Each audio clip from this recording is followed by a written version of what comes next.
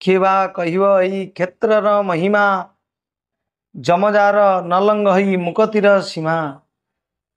ए क्षेत्रर समस्त रहस्य किए बा कहिब एई क्षेत्रर महिमा किए बा कहिब। एई क्षेत्रर जोंटी सीमा लंघन करि पारु नाही बा सीमा छुई पारु नाही स्वयं जमराज। ए क्षेत्रर महिमा किए बा कहिब। आपण माने पूर्व अध्याय रे श्रवण करिसेंती जमराज स्वयं भगवती महालक्ष्मी बा लक्ष्मी नारायण को प्रश्न करुछंती, हे महादेवी ए क्षेत्रर मालिक किए, ए क्षेत्र केउठु केउ जाए, ए क्षेत्रर अधिपति किए, ए क्षेत्र रे किपरि समस्त कर्म हुए। तेणु भगवती लक्ष्मी देवी उत्तर प्रदान करिवे। आसंतु श्रवण करिबा। साधुते बुद्धिरुत्पन्ना विष्णो सनिधिमाश्रिता अद्भुतम कथयामेतत् क्षेत्रस्य रविनंदन। हे रविनंदन, लक्ष्मी देवी कहते भगवती लक्ष्मी ठाकुराणी हे रविनंदन, विष्णु निकट में तुम्हार यही बुद्धि उत्पन्न होइछि, यह प्रशंसनीय। आपणकर ये क्षेत्र विषय जानिबा पई इच्छा प्रकाश करिसेंती, एथिरे मु प्रसन्नीय, एथिरे मु प्रशंसनीय बा आपणको प्रशंसा करुछि। मु पूर्वे भगवानंकर वक्षस्थल रे रही जेपरि दर्शन करिथिली क्षेत्रर सही आश्चर्य विषय कहुअछि, श्रवण कर। मु भगवान विष्णुंकर जेतबळे कोଳରେ बा वक्षस्थल रे बसी ए क्षेत्र विषय श्रवण करिथिली, मु ताहा कहुछि, तुमे सुन। जताहम भगवत वक्षस्थलस्था संदृशे पुरा, मु जहा भगवान वक्षस्थलंगरे वक्षस्थल रे बा कोଳରେ बसी श्रवण करिथिली, चराचर रे जगत्यस्मिन् प्रलीने प्रलये जम।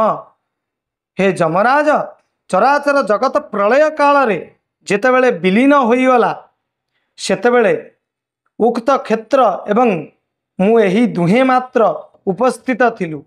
जेतेबेले प्रलय जल रे ए क्षेत्र समस्त विलीन हो जाइतिला, सेही समय रे स्वयं नारायण एवं तांकर वक्षस्थल रही मु दर्शन करिछि। एतत् क्षेत्रमहं चैव द्वे एव उपस्थिते तदा सतदा सप्तकल्पायुर्मृकोण्डोरात्मजो मुनिः। सेही समय रे सप्तकल्प पर्यंत दीर्घजीवी जो मुनिवर जो ऋषिवर मार्कंड ऋषि सप्तकल्प तांकर आयुष, से मुनि समस्त चराचर विलय प्राप्त हेले मध्य प्रलय समुद्र रे निमग्न होई आश्रय अभाव रे केउ स्थान रे हेले मंगल लाभ करि पारिले नाही। प्रणष्टे स्थावर चरे निमग्न प्रलयार्णवे नावस्थान मवाप्येष शर्म लेभे न कुत्रचित। केउठारे मध्य से अवस्थान करि पारिले नाही, से सप्तकल्प पर्यंत दीर्घजीवी मार्कंड ऋषि सप्तकल्प पर्यंत दीर्घजीवी हेले मध्य प्रलय जल रे से केउठारे प्रवेश करि पारिले नाही बा केउठारे आस्थान करि पारिले नाही। जलार्णवे भ्रममाणः प्रलये स इतस्ततः पुरुषोत्तम सादृश्ये क्षेत्रे च पटमख्यता। जेतेबेले प्रलय जल रे से इतस्तत हेउतिले बा भासमान अवस्था रे थिले, केउ जागा रे मध्य से अवस्थान करि पारु नथिले, सेही समय रे पुरुषोत्तम सादृश्ये क्षेत्रे च पटमख्यता।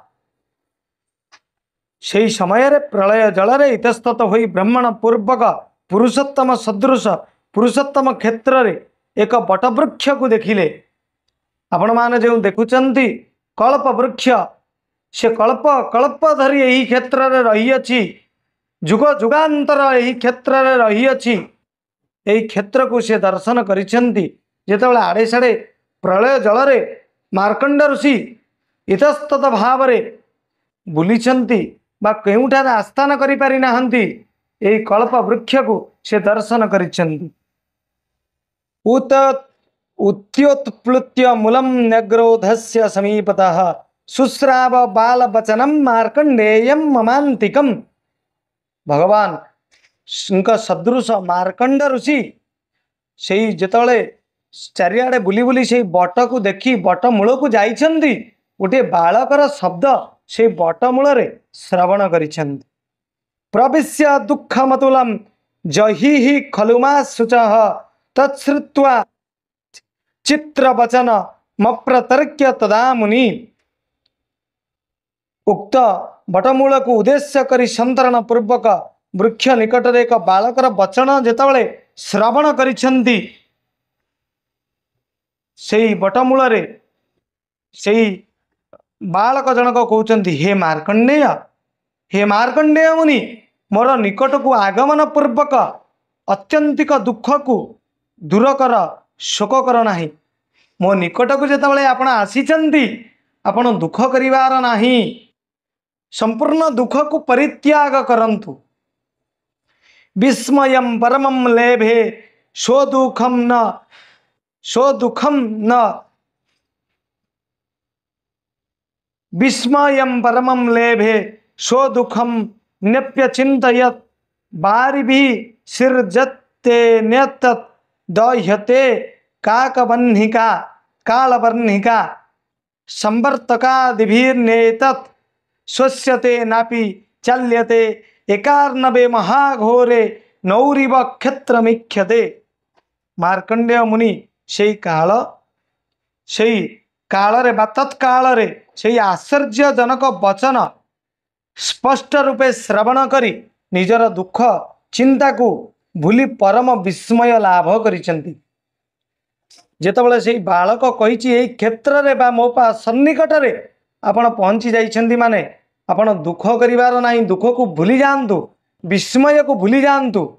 सेई समय रे भगवान मार्कंडेय ऋषि सेई वाक्य को बा सेई कथा को श्रवण करी संपूर्ण दुख को भूली जाइछन्ति एवं परम विस्मय बा परम आनंद लाभ करिछन्ति।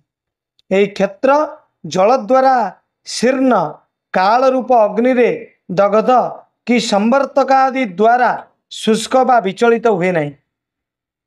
मु प्रथम रु कहिछि किए बा कहिबो एई क्षेत्रर महिमा।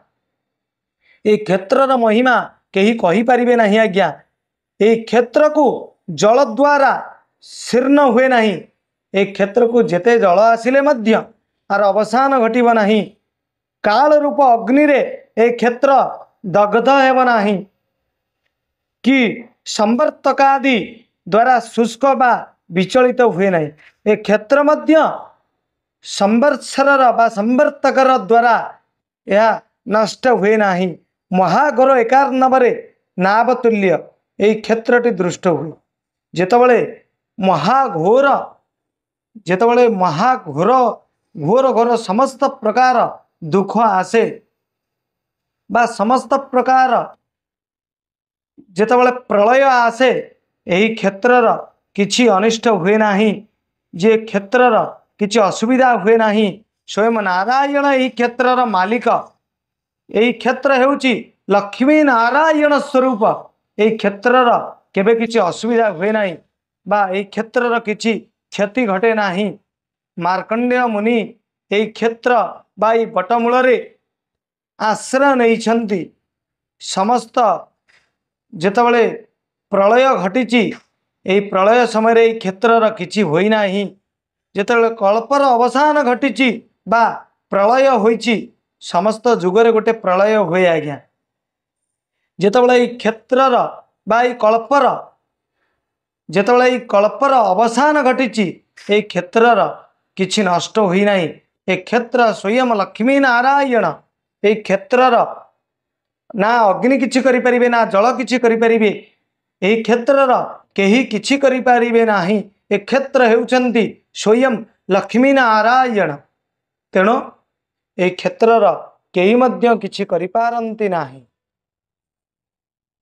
एही क्षेत्र जल मध्ये न हुई शीर्ण प्रलय कालाग्नि रे न हुए दहन नुहे संवर्तकाहि रे शुष्क विचलित घोर एकार नव जले नौका परिस्थित ए क्षेत्र मध्य जूप काठर सदृश रही अछि वृक्ष होई से दृश्य अटई उत्तम क्षेत्र श्री पुरुषोत्तम बट वृक्ष विष्णुंकर शरीरटी जान।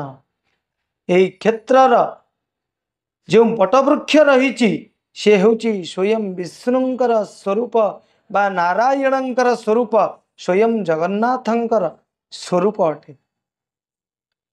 तेणु एहीपरि ए क्षेत्रर महिमा श्रवण करिबा पई आम सहित जोड़ी होई रुहंतु। आम चैनल को लाइक शेयर सब्सक्राइब करंतु एवं आगो को बढ़ांतु एवं महाप्रभुंका एही क्षेत्रर विषय रे समस्त वर्णना श्रवण करंतु। जय जगन्नाथ।